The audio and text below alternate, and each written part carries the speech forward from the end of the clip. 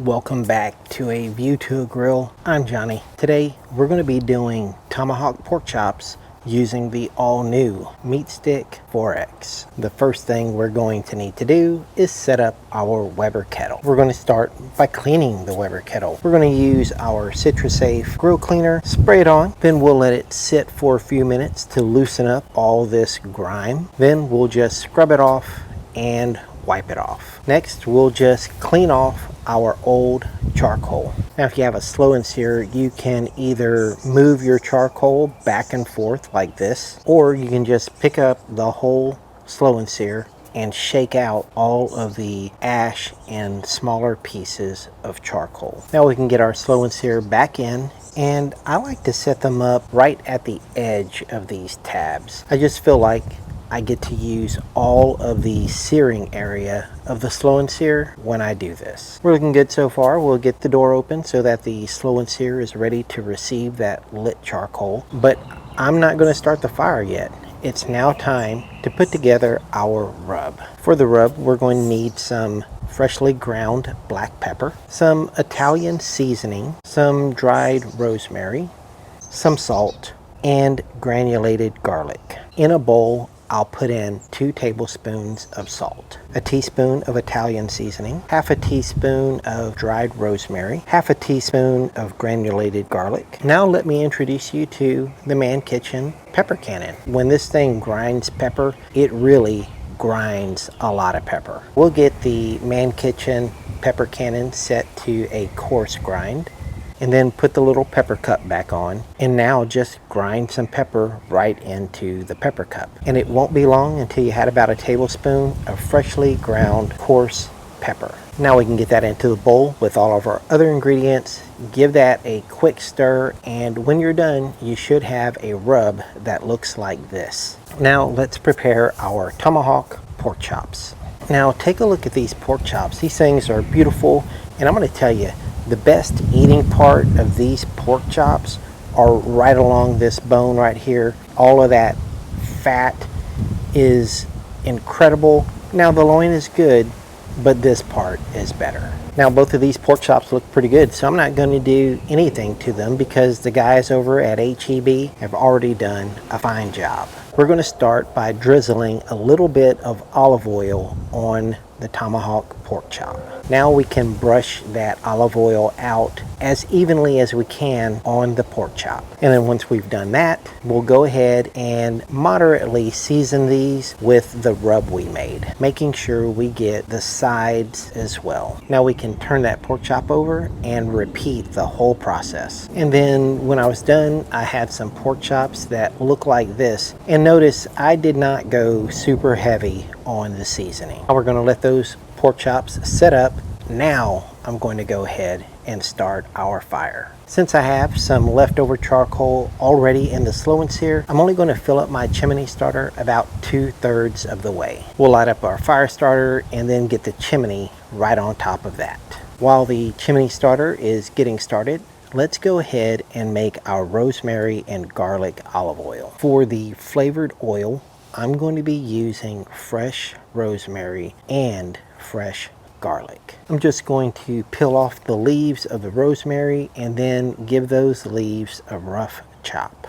Next, I'll dice a large clove of garlic, and then I'll just kind of pile up the rosemary and garlic together and just kind of mince them all together. I'll get them into a bowl and then add about a teaspoon of the rub we made. Next, I'll add a couple of tablespoons of olive oil, and then we'll give that a taste. And I can already tell that once all of these flavors come together, this is going to be some excellent tasting flavored olive oil. If you like a little bit more heat, add a couple of pinches of red pepper flake. Once our coals have ashed over, we can now take our lit charcoal and pour it right into the slow and sear. We'll move that charcoal around for even heat distribution and wipe up any ash that may have gotten on our clean grates. At this point, we're also going to want to make sure that our top vent is open and that our bottom vent is also open. While our grill is preheating, let's take a look at the new MeatStick 4X. We'll get that out of the box, and it comes in its charger slash range extender.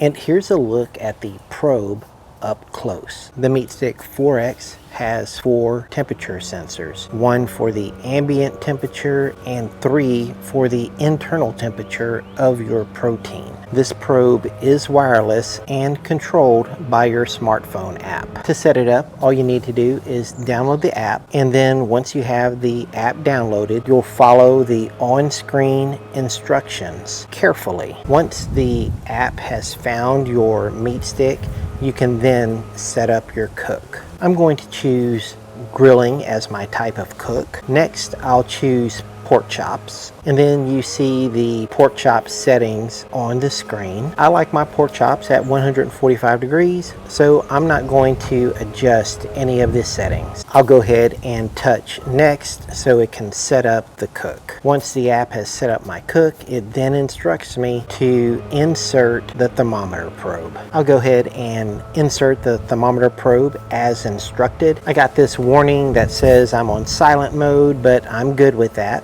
Now we're ready to start cooking, so I touched the start cooking button. Now it's time to get our Tomahawk pork chops on the Weber kettle. I'm going to leave them on the cooking grid and get them both on the indirect side of the grill. Now let's get the lid closed and just start monitoring our app. The charger slash extender also has a magnet on it, so that's handy. The extender extends the range of the meat stick up to 650 feet.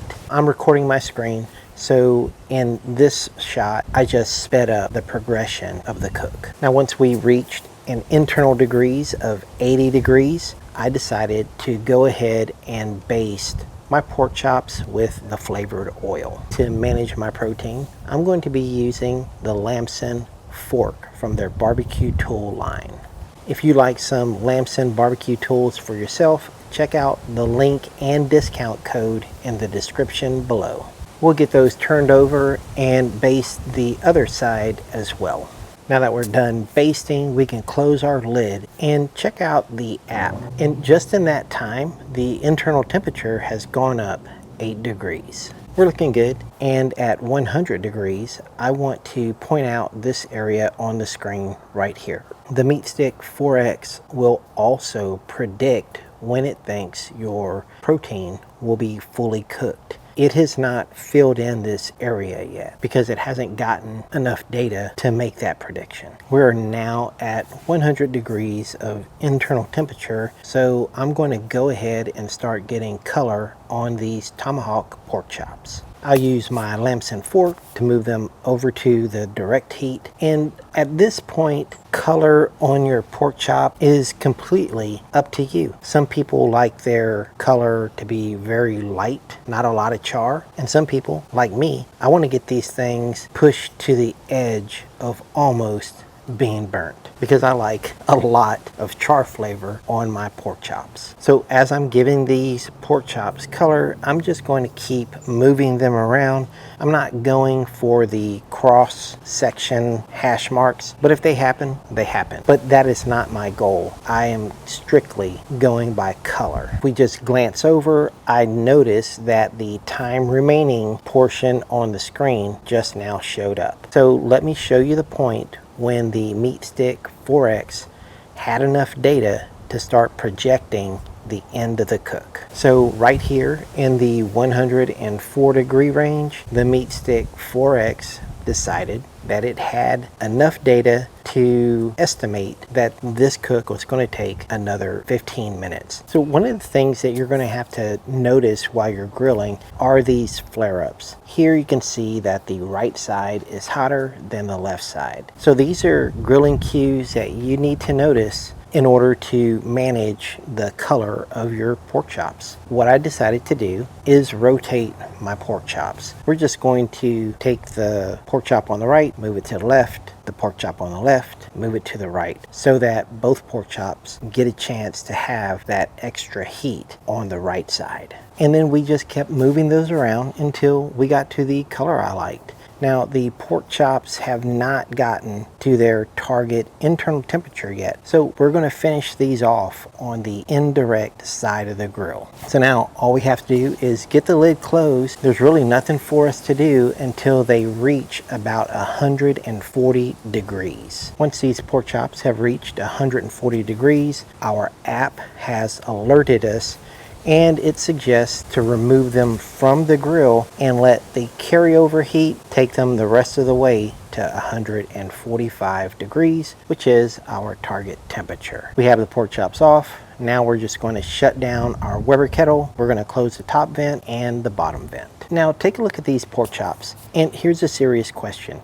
I want everybody to comment down below, A or B. Are you pork chop A, which is a more seared and charred pork chop, or are you pork chop B, still a seared pork chop, but not quite as dark as pork chop A? Now, just so you know, I am a pork chop A. I love the color of this pork chop, and my mouth is drooling even now that I'm just looking at it on film, talking about it. And a few minutes later, we can see that the residual heat has gotten our pork chop up to 145 degrees. We're now at our target temperature. Now that our pork chops have rested, let's check out the results. Since this is the pork chop that we have the thermometer probe in, that's the one we're going to eat now. I just use my New West Knife Works knife to take a couple of slices from the loin part of the pork chop. Take a look at the pork chop. It is still slightly pink in the middle, and it actually may be, I don't know, 2 or 3 degrees over 145. Since I took the probe out, I really don't know what the final temperature was. We can now give that a taste, and let me tell you what, this pork chop is pretty damn fantastic. That garlic and rosemary olive oil that we put together just really takes this over the top. Now let's take a bite out of what I think is the best part of this pork chop, and that is this area right here. If you remember what it looked like before we cooked, it was this fatty section right along the bone. Let me tell you what, there's only one of those bites on this pork chop, and it is fantastic. This was my first time using the MeatStick 4X, and overall I really enjoyed it.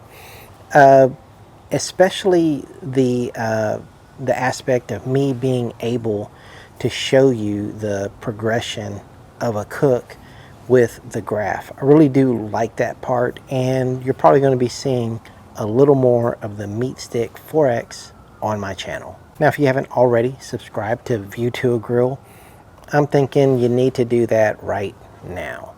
Thank you for watching a View to a Grill. I'll see you guys next time. Take care, y'all.